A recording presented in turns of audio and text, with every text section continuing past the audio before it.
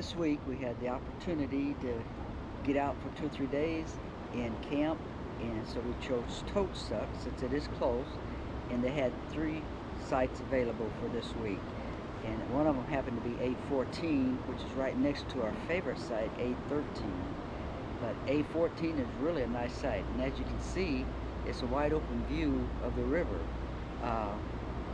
They had the sites on the riverside here booked whenever I went on recreational.gov to make the reservation, but evidently they had 26 cancellations before we got here.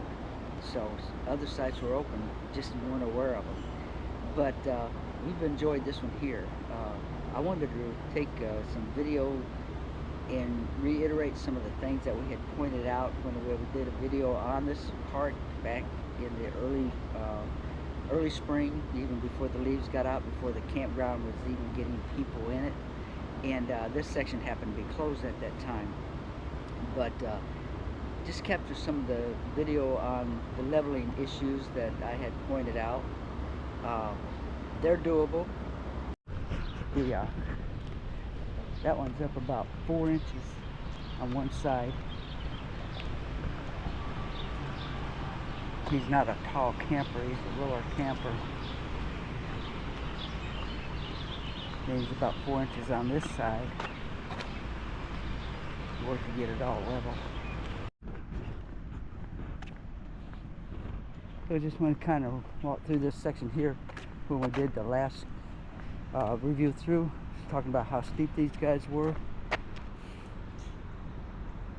Gotten pretty steep. Steeper than this one here, which you see he's got his tongue sitting on the ground.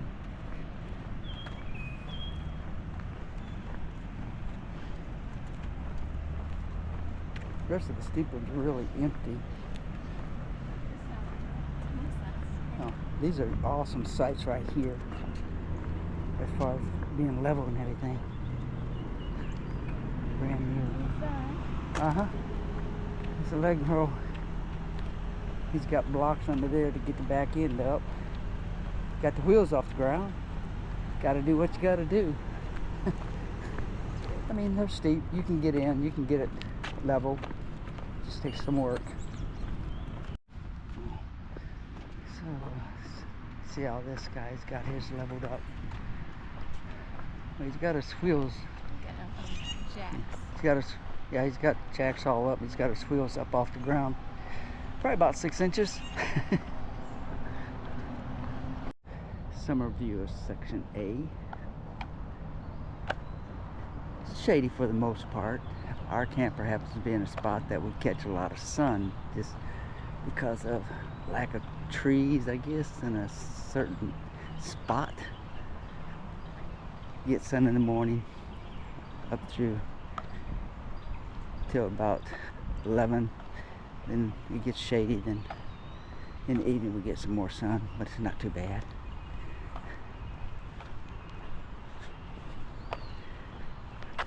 It's a nice area though. So if you've never been here, the video is really for preparedness. When we were here last time there was nobody on these sites. But as you can see, he's got his front's fully extended, his jacks are fully extended. Then he's got a, gosh, that looks like an 8-inch square block on the front, up, getting it level.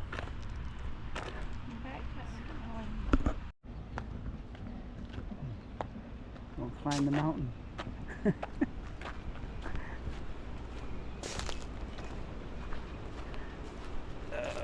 Up the hill we go.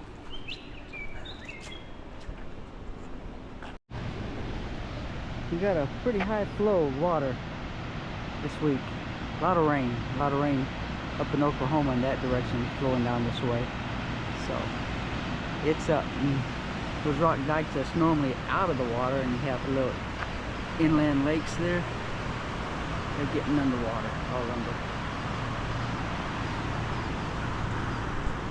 Woo.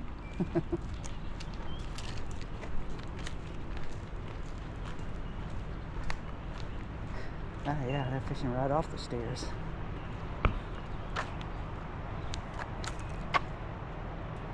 Normally you can walk out and Oh, that's nice. yeah. Usually you can walk across rocks. Yeah, usually you can walk out and around and down along the edge of the river out there. And these are like pools that hold fish whenever the water goes down. If the fish decide not to swim out with it. It's a nice pavilion right here with the fireplace and everything.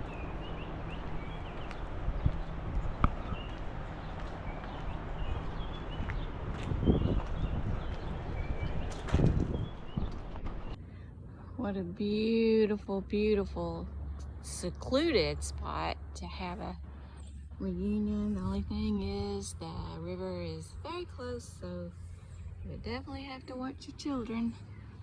We got swings, we got the playground, got this beautifully nice pavilion.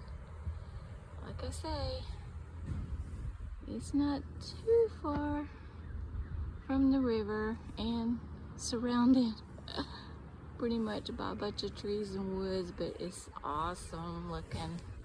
Cool. I forgot to say that this one is just right by the boat ramp. It totes up. It's number 4. We usually do pavilion number, I think it's 5. I'll have to double check, 5 or 3, which is very, very nice. They have a few really nice pavilions. This one's just so secluded. Okay, it's number 3 that we've always booked when we have a family reunion here. As you can see, it's close to bathrooms. It's got a sidewalk that leads up to it. And you've got all this open space around you. It's the parking lot. Got all this open space and a nice playground for them too. So there's plenty of room for kids to rip and romp. So this is Thursday, and we noticed on Tuesday evening that levees or little rock dikes around the lake there that was underwater are now above water. Folks are able to get out on the rocks now. We got little pools of water that's probably going to have fish that's held up in it because it didn't leave whenever the water started dropping. That's kind of interesting. Doesn't take long for the floodwaters to pass after some heavy rains.